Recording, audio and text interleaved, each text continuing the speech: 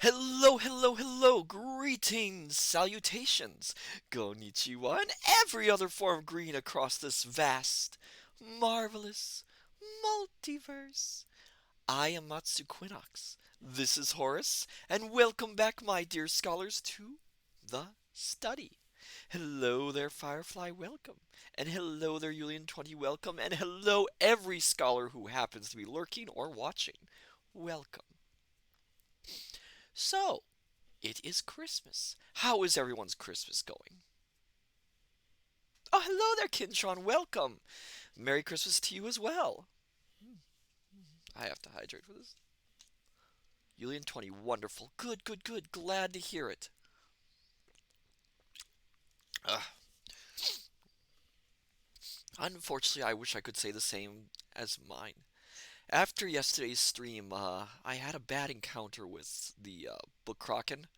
So, as you could probably tell, um, my voice is not 100% the way it should be.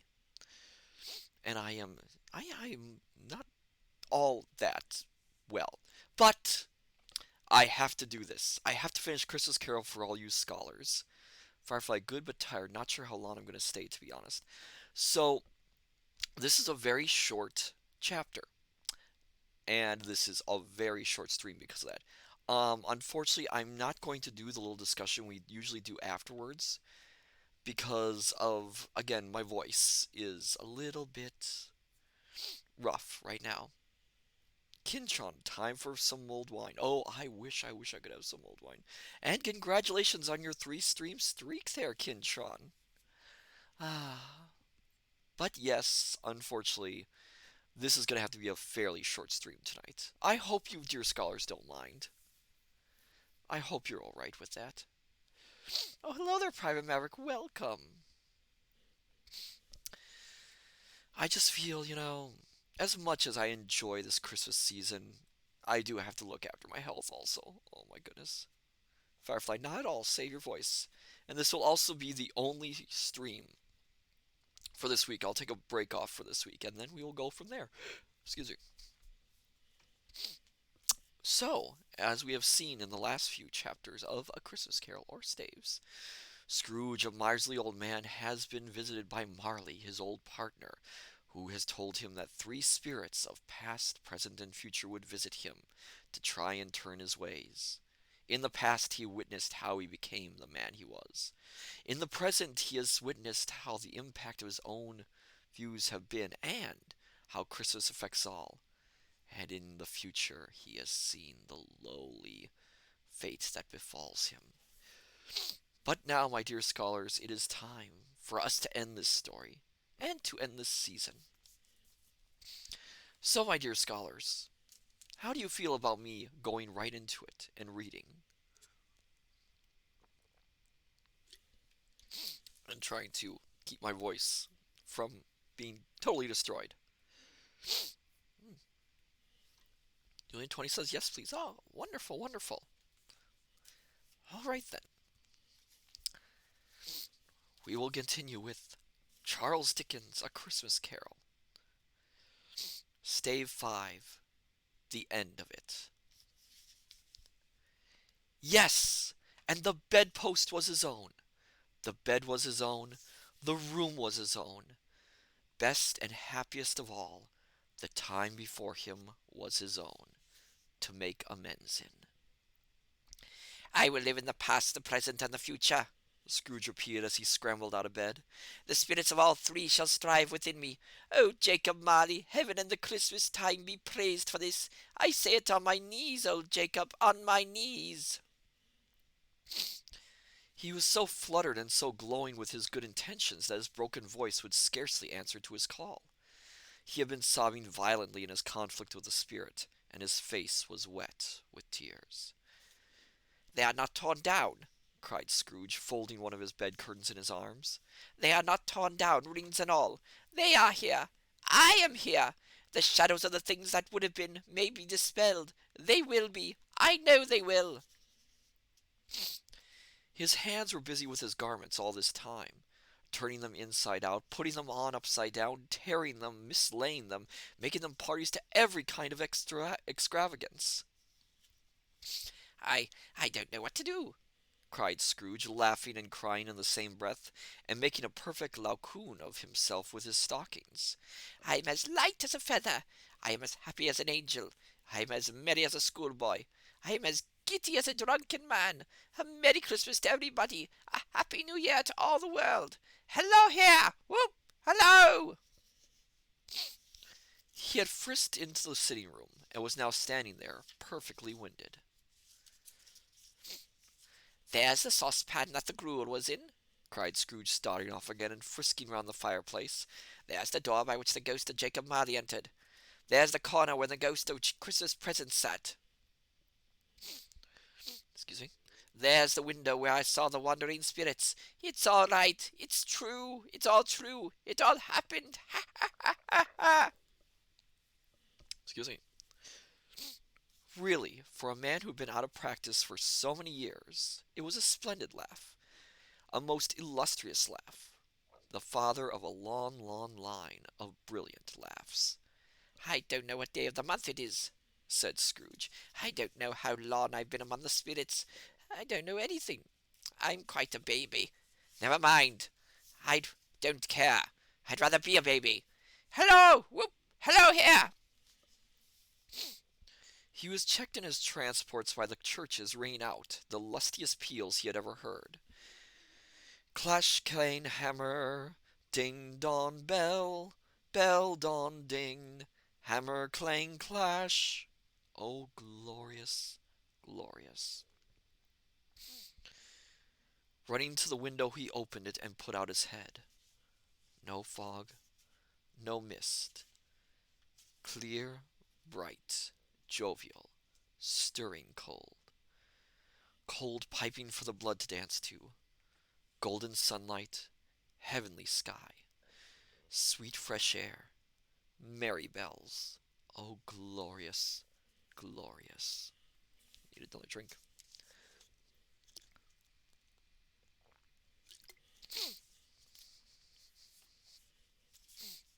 What's today? Cried Scrooge, calling downward to a boy in Sunday clothes, who perhaps had loitered in to look about him. I? Returned the boy with all his might of wonder. What's today, my fine fellow? Said Scrooge. To-day? Replied the boy. What, Christmas Day? It's Christmas Day, said Scrooge to himself. I haven't missed it. The spirits have done it all in one night. They can do anything they like. Of course they can. Of course they can. Hello, my fine fellow. Hello, returned the boy. Do you know the poulterers in the next street, but one at the corner? Scrooge inquired. I should hope I did, replied the lad. An intelligent boy, said Scrooge. A remarkable boy. Do you know where they sold the prize turkey that was hanging up there? Not the little prize turkey, the big one. What, the one as big as me? Returned the boy. What a delightful boy, said Scrooge. It's a pleasure to talk to him. Yes, my buck. It's hanging there now. Excuse me, replied the boy. It is, said Scrooge. Go and buy it. Walker! Exclaimed the boy. No, no, said Scrooge. I am in earnest. Go and buy it, and tell him to bring it here, that I may give him them the direction where to take it. Come back with the man, and I'll give you a shilling. Come back with him in less than 5 minutes, and I'll give you half a crown. The boy was off like a shot. He must have had a steady hand at a trigger who could have shot off half so fast. I'll send it to Bob Cratchit's, whispered Scrooge, rubbing his hands and splitting with a laugh. He shan't know who sends it. It's twice the size of Tiny Tim. Joe Miller never made such a joke as sending it to Bob's will be. The hand in which he wrote the address was not a steady one, but write it he did, somehow, and went downstairs to open the street door, ready for the coming of the poulterer's man. As he stood there waiting his arrival, the knocker caught his eye. I shall love it as long as I live, cried Scrooge, patting it with his hand. I scarcely ever looked at it before. What an honest expression it has in its face. It's a wonderful knocker. Here's the turkey. Hello, whoop! How are you? Merry Christmas. It was a turkey. It never could have stood upon its legs, that bird. He would have snapped them short off in a minute, like sticks of sealing wax. "Why, it's impossible to carry that to Camden Town," said Scrooge. "You must have a cab."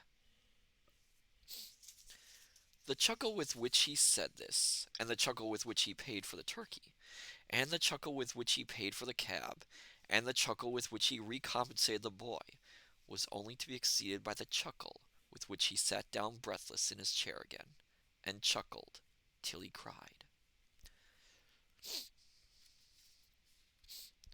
Shaving was not an easy task, for his hand continued to shake very much, and shaving requires attention, even when you don't dance while you are at it.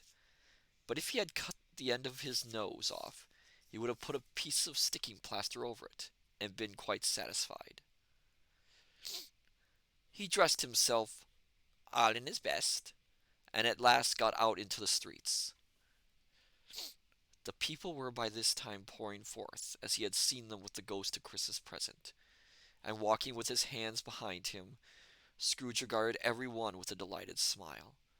He looked so irresistibly pleasant, in a word, that 3 or 4 good-humored fellows said, "Good morning, sir! A Merry Christmas to you!" And Scrooge said often afterwards that of all the blithe sounds he had ever heard, those were the blithest in his ears. He had not got far when coming on towards him he beheld the portly gentleman, who had walked into his counting-house the day before and said, "Scrooge and Marley's, I believe." It set a pain across his heart to think how this old gentleman would look upon him when they met, but he knew what path lay straight before him, and he took it. Excuse me, another drink.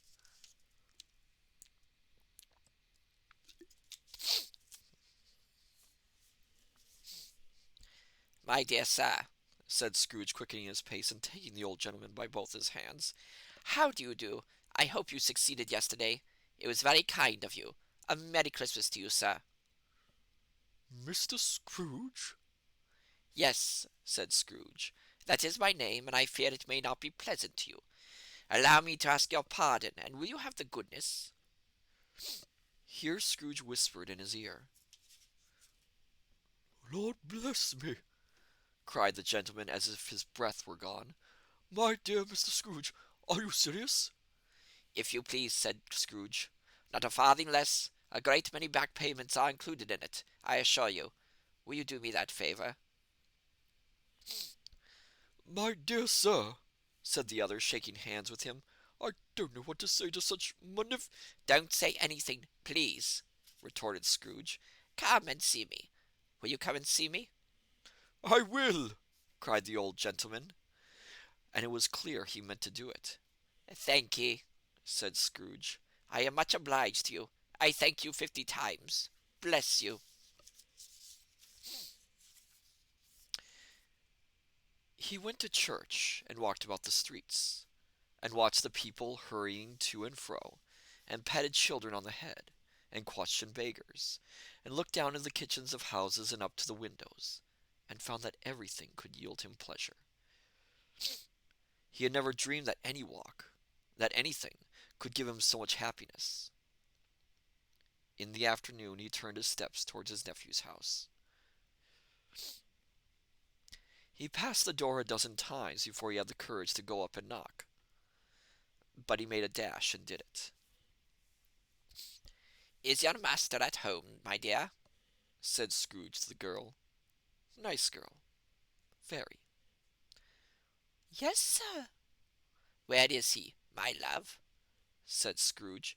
"He's in the dining room, sir, along with mistress. I'll show you upstairs, if you please." "Thank'ee. He knows me," said Scrooge, with his hand already on the dining room lock. "I'll go in here, my dear." He turned it gently and settled his face in. Round the door. Round the door. They were looking at the table, which was spread out in great array, for these young housekeepers are always nervous on such points, and like to see that everything is right. "Fred," said Scrooge. Dear heart alive, how his niece by marriage started! Scrooge had forgotten for the moment about her sitting in the corner with the footstool, or he wouldn't have done it on any account. Again, there's a little hint right there that she is pregnant, because, well, You really don't want to frighten someone who's pregnant. Why, bless my soul, cried Fred. Who's that? It's I, your Uncle Scrooge. I have come to dinner. Will you let me in, Fred? Let him in. It is a mercy he didn't shake his arm off. He was at home in 5 minutes. Nothing could be heartier. His niece looked just the same. So did Topper when he came. So did the plump sister when she came. So did everyone when they came. Wonderful party, wonderful games, wonderful unanimity, wonderful happiness. Union 20. Now that takes courage. Indeed, that takes courage to do that after everything he did. But he was early at the office next morning. Oh, he was early there. If he could only be there first and catch Bob Cratchit coming late.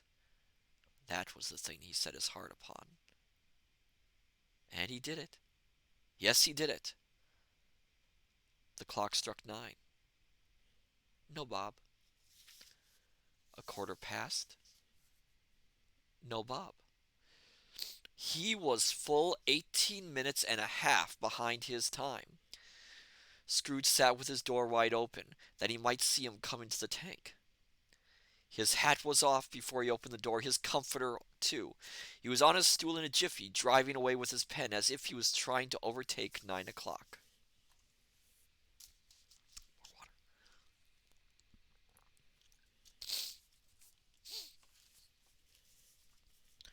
Hello, Growled Scrooge in his accustomed voice as near as he could feign it.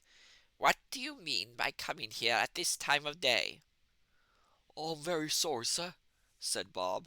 I am behind my time. You are, repeated Scrooge. Yes, I think you are. Step this way, if you please. It's only once a year, sir, pleaded Bob, appearing from the tank. It shall not be repeated. I was making rather merry yesterday, sir. Now I'll tell you what, my friend, said Scrooge. I am not going to stand this sort of thing any longer, and therefore, he continued, leaping from his stool and giving Bob such a dig in the waistcoat that he staggered back into the tank again. And therefore, I'm about to raise your salary. Bob trembled and got a little nearer to the ruler. He had a momentary idea of knocking Scrooge down with it, holding him and calling to the people in the court for help and a straight waistcoat. A Merry Christmas, Bob, said Scrooge with an earnestness that could not be mistaken, as he clapped him on the back. A merrier Christmas, Bob, my good fellow, than I have given you for many a year.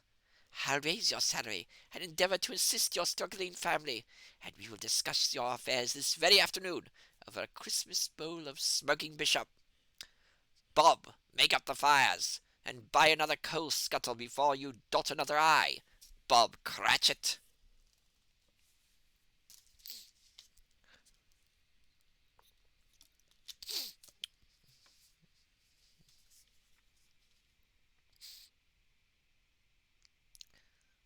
Scrooge was better than his word. He did it all, and infinitely more. And to Tiny Tim, who did not die, he was a second father. He became as good a friend, as good a master, and as good a man as the good old city knew, or any other good old city, town, or borough in the good old world. Some people laughed to see the alteration in him, but he let them laugh, and little heeded them, for he was wise enough to know that nothing ever happened on this globe for good, at which some people did not have their fill of laughter at the outset. And knowing that such as these would be blind anyway, he thought it quite as well that they should wrinkle up their eyes in grins, as have the malady in less attractive forms. His own heart laughed, and that was quite enough for him. He had no further intercourse with spirits, but lived upon the total abstinence principle ever afterwards. And it was always said of him that he knew how to keep Persis well, if any man alive possessed the knowledge. May that be truly said of us and all of us. And so, as Tiny Tim observed, God bless us, everyone. The end. Oh, my dear scholars. Oh, I just realized I never alerted online that I was reading. Oh dear. I'm not going to make a long discussion of this tonight. Because again, I need to rest. I need to rest my weary throat. Unfortunately, Horace is already pushing me to get some rest. He's very insistent upon my health. I will say, though, an interesting little fact. In the original written draft of A Christmas Carol, it does not include the line, and Tiny Tim who did not die. That line was added in at the printing stage of the book, which suggests that it was a very late addition that Tiny Tim survives, or at least to remind the readers that he survives. Firefly, because people need to know. They always need to know. Of course, they need to know. But yes, I hope these readings have been good for you. I apologize for my voice and for my state of health, but I had to do it for you, my dear scholars. So, let's see who we can raid after this very short stream.